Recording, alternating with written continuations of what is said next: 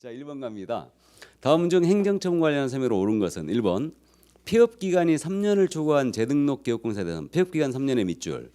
폐업신고전 위반을 사유로 행정처분할 수 없다. 행정처분할 수 없다의 밑줄. 맞죠 그럼? 폐업기간 3년 지나버리면 절대로 폐업전 위반을 사유로 처벌할 수 없죠. 2번 재등록 기업공사가 폐업신고전에 받은 업무정지 처분의 효과는 업무정지 처분 밑줄 효과는 밑줄. 그러면 재등록 기업공사의 그 폐업일로부터 폐업일 밑줄 3년간의 밑줄 승계된다 밑줄. 자, 우리 업무정지 과태료 효과 승계한다고 그랬죠. 몇 년? 1년. 왜 업무정지 과태료 효과 승계하냐면요. 상습범 잡으려고. 상습범 기준이 1년이잖아요 지금. 그러니까 업무정지 효과 과태료 효과 뜨면은 딱 승계된다. 몇 년? 1년. 그럼 기준점 꼭 봐야 돼요. 폐업일이다 처분일이다. 처분일이에요. 처분일. 처분일로부터 1년간 승계합니다. 이 2번 지문 있잖아요. 나중에 암기시킬 거예요 여러분들한테. 아주 어려운 지문인데 그래서 효과 승계 때문에 1년 잡아야 되고 1년이 맞다면 꼭 체크해야 돼요. 폐업일인지 처분일인지. 다음 3번 갑니다. 재등록 기업공사가 폐업신고 전 등록증 대여 행위로 등록 취소 처분을 받은 경우 폐업전 위반으로 등록 취소 먹었죠 지금. 그러면 3년간 격식사유에 해당된다. OX, X. 절대 3년이 될 수가 없어요. 폐업기간 빼주게 돼 있죠. 하루를 쉬더라도 빼줘야 된다. 그러니까 3년간 격식이 아닙니다. 폐업전 위반을 등록 취소하면 그럼 1년 쉬었어요. 1년 폐업 기간이었습니다. 그럼 결격이 2년 된다는 얘기죠. 그러니까 절대 3년간이 안 됩니다. 틀렸어요. 아주 어려운 지문입니다. 4번 업무정지 처분을 가중하는 때는 9월까지 가능하다. 틀렸다는 거 아시죠? 6월을 절대 못 넘기고. 5번 등록 취소 또는 업무정지 처분을 받은 자는 등록증을 7일 내에 등록과체 반납해야 한다. 업무정지 밑줄 긋고 X 나가버려야 되죠. 우린 취소 시만 반납한다. 7일 내에. 안 하면 안 하면 백과 100만 원 과태료 같이 기억합니다. 자, 2번 내려갑니다. 업무정지 처분과 자격정지 처분에 관한 설명 중 틀린 것은 18회 밑줄이었어요. 아주 문제 잘 냈습니다. 이 정도 수준은 돼야지. 1번 갑니다. 자격정지 처분은 자격증을 교부한 시도사가 하고 업무정지 처분은 등록관청이 한다. 맞죠? 2번 자격정지 처분 대상은 소공사이지만 업무정지 처분 대상은 기업공사이다. 맞죠? 3번 질문. 자격정지 또는 업무정지 기간 중에 있는 자는 중개 업무할 수 없다. 그죠? 자격정지 중인데 업무정지 업무하면 등록 취소 자격 취소해버립니다. 그 다음에 4번 업무정지 처분은 법에 정한 기간이 경고한 때는 할 수 없으나. 자, 이 말 우리 기억나세요? 지난주에 한 내용은 업무정지 처분은 그 사유가 발생한 날로부터 3년이 경과한 때는 일을 할 수 없다 그랬죠. 이게 업무정지 시효 또는 제척기간이에요. 이런 규정이 있죠. 근데 자격증이 이런 규정이 없어요. 나중에 이것도 여러분들 암기시킬 거라고 그랬어요. 오답 노트 만들어갖고. 다음에 5번 질문. 이중 소속에 해당하는 경우 공인인규사는 자격정지 사유에 해당하고 기업공사는 업무정지 사유에 해당한다. 틀렸죠? 소공은 자격정지 맞죠? 근데 개공은 뭐예요? 절등취. 좋습니다. 필취. 절대적 등록 취소죠. 등록 취소해버립니다. 필취예요. 이게 정답 5번이었어요. 자, 3번 내려가죠. 자격정지 기준기한이 틀린 것은 그랬는데 이런 문제는요 조금 어렵긴 하지만 개공이 위반했을 때 등록 취소 먹는 사유는 6개월이다. 그러면 이 이상의 사무소에 있다. 개공 이거 필취죠. 그럼 자격정지 6개월이고 거리가 거리금에 거짓 기재했다. 임취죠 이거. 그럼 6개월 맞고. 근데 설명하면서 근거자료 미제시했어요. 이건 500과죠. 그러니까 기준기한이 몇 개월? 3개월이죠 이거. 그 다음에 중개요리인가 직접 거래했다. 임치죠. 금지행위니까.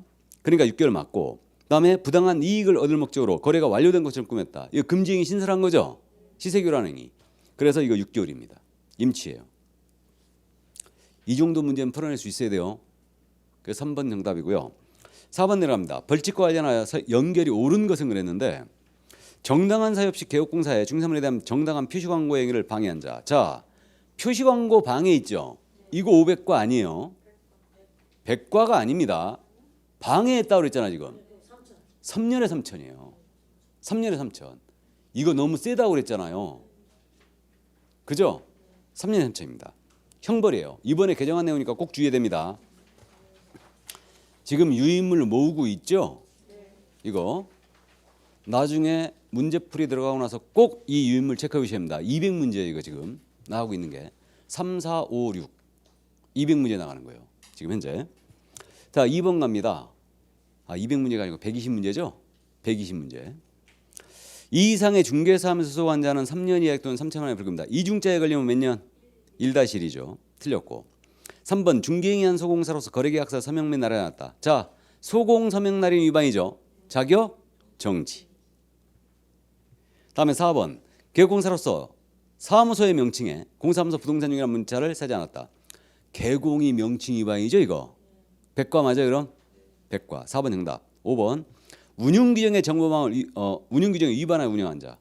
운영규정 운 500과나 지정 취소죠 이거. 500과의 지정 취소예요. 정답 3번이었습니다. 문제 장난 아니네 이거. 어렵네요. 자, 5번 내려갑니다. 100만 원 이하의 과태료 부과 사유가 아닌 거, 영등포 휴게소 보좌가 아닌 거, 등록증을 게시하지 않았다. 백과 맞죠? 2번 이전 신고, 신고 위반은 백과에 다 그렇게 하면 되고. 3번 피업 신고 역시 백과. 4번 손해배상 책임에 관한 사항을 설명하지 않았다. 보증 미설명이죠. 백과. 영등포 휴게소 보좌 보. 다음 5번 연수교육입니다. 기한 내 안 받았어요. 얼마라고요? 500과. 이건 시도사가 부과한다는 것도 주의해야 됩니다. 500과요. 5번 정답이었습니다. 6번 내려가죠. 부동산 거래 신고와 관련한 셈으로 옳은 것은 1번 부동산 거래 신고는 계약 체결로부터 60일 내야 한다. 틀렸죠? 30일입니다. 올해 이렇게 내면 얼마나 좋을까? 이걸로 정답하면. 근데 그럴 수 있어요. 개정이 되면 바로 서비스로 줍니다. 이거 틀렸고요. 2번 부동산 거래 신고 필증을 받으면 매수인은 부동산 등기 특별취법에 의한 계약서의 검인을 받은 것으로 본다. 맞죠? 3번 토지 거래 허가 받은 경우는 부동산 거래 신고가 면제된다. OX X 해야 됩니다. 개업공사가 공동중개로 신고 대상 계약이 체결된 경우 그중 1인에 개업공사가 부동산 거래 신고를 해야 된다. 공동해야 되죠. 공동해줘야 되고. 5번 지방공기업법에 의한 지방공단이 계약의 당사자 일방인 경우 그 상대방이 부동산 거래 신고한다. 지방공단이 해줘야 되죠. 예, 그래서 틀렸습니다. 정답 2번이었고요. 7번 내려가죠. 옳은 것은 1번 신고한 내용이 일부 내용이 잘못된 경우는 잘못됐다고 해서 지금 정정 신청을 반드시 해야 한다. 할 수 있다. 정정 변경할 수 있다. 다. 2번 신고한 실제 거래가 변경된 경우에는 재신고를 해야 되고 변경 신고할 수 있다. 실제 거래가 변경 신고 되어야 한대요. 된다 하겠죠 이거. 잔금 빨리 주면 대금 깎아줄게. 이것 때문에 들어온 거예요. 그러니까 됩니다. 3번 국토교통부장관은 신고 내용 확인하여 신고 내용 조사를 직접 또는 단독으로 실시할 수는 없다. 있죠? 있다고 그랬고 이번에 신설한 내용. 4번 신고관청의 신고 내용의 검증 결과를 해당 부동산 소지관할 세무관세의장에게 10일 내에 통보한다. 날짜? 없어요. 10일 내를 빼버리면 돼요. 이게 틀렸는지 맞았는지 따져보면요. 여러분들 10일짜리 암기하고 있잖아요. 사교협회 종료 통보. 없잖아 이거. 그러니까 틀린 거예요. 다음 5번 신고 대상 계약을 체결하지 않았음에도 불구하고 거짓으로 부동산 거래 신고했어요. 이거 거짓 계약 신고죠 지금. 3천만 원의 과태료 부과 대상입니다. 맞죠? 이번에 신설한 내용. 이게. 그래서 정답 5번이었습니다. 그럼 8번 넘어가면 신고서 작성 요령. 올해 주의하자고 그랬는데 틀린 것은 그랬습니다. 1번 매수인이 외국인 경우는 국적 및 매수 용도를 기재해야 한다. 맞죠? 2번 거래상 종류가 공급계약인 경우 물건별 거래額및 총 실제 거래額내는 부가세를 포함한 금액을 낸다. 맞죠? 공급계약하고 전매계약은 부가세 포함이라고 그랬죠? 다음에 3번 계약 대상 면적은 실제 거래 면적을 계산한 역대 건축물의 면적은 집합 건축물의 경우 전용 면적을 줬고 거박 건축물의 연면적을 연다. 알아보시겠어요? 다음에 4번 권리 이전의 내용은 부동산 거래액 신고 기재사항이다. OX X 기재사항 물을 때는요 반드시 당목계대 계조를 떠올리면서 생각합니다. 그럼 권리 이전의 내용은 계약서 필수기사항이에요. 거래계약서. 그래서 4번 정답이고 5번 거래상 부동산의 종류가 건축물인 경우는 건축법 시행령 별표율에 따른 용도별 건축물의 종류를 정한다. 우리 건축물은 건축물의 종류 적어야 된다고 그랬죠. 맞습니다. 9번 내려가죠. 외국인 부동산 취득 특례. 틀린 것은 1번 외국의 법령에 따라 설립된 법인이 자본금의 2분의 1을 갖고 있는 법인은 외국인 등에 해당한다. 맞습니까? 자본금 의결권 2분의 1 이상을 갖고 있으면 외국인이죠. 2번 외국인 등이 부동산 거래 신고한 경우는 외국인 등의 부동산 취득 특례에 따른 취득 신고를 별도로 할 필요가 없어요. 맞고 잘 물어보는 질문이고 3번 외국인은 문화재보호법에 의한 지정문화재 보호구역 내 토지는 취득할 수 없다. 허가받으면 취득할 수 있죠. 정답이에요. 틀렸고 4번 신고관청은 위기인 등이 부동산 등의 취득을 신고한 내용을 매 분기 종료날부터 1개월 내에 시도조사에 제출한다. 맞죠? 제출해도 되고. 다음에 5번 위기인 등의 취득허가 신청서를 받은 신고관청은 신청서를 받은 날부터 15일 내에 허가 불허가 처분을 해야 한다. 맞아요?